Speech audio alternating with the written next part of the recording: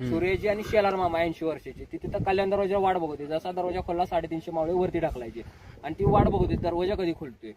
ती तापलेलीच होती. ही वरती गेल्या ह्यांना कापून ठेवली तर काय करायचं. ती आत घुसायला वाट बघते दरवाजा कधी खोलते.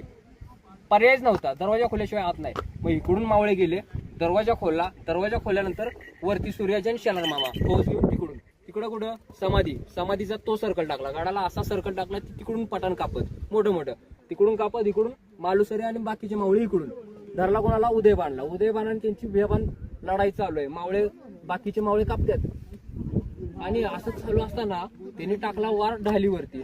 ढाल तरी किती सोसणार. ढाल फुटली. मालुसरीने डोक्याचा फेटा काढला, हाताला बांधतात. तोवर त्यांनी मोकाच नाही दिला. माराय चालू. वार करतोय. ढाल तुटल्या. हाताला फेटा बांधून दिला नाही.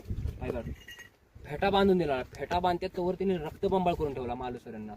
आणि ढाल जशी बांधली, हाताला फेटा बांधला. मालुसऱ्यांनी त्याच हातावरती गेलेल्या हातावरतीच वार घेत उदयबान सोबत लढत राहिले.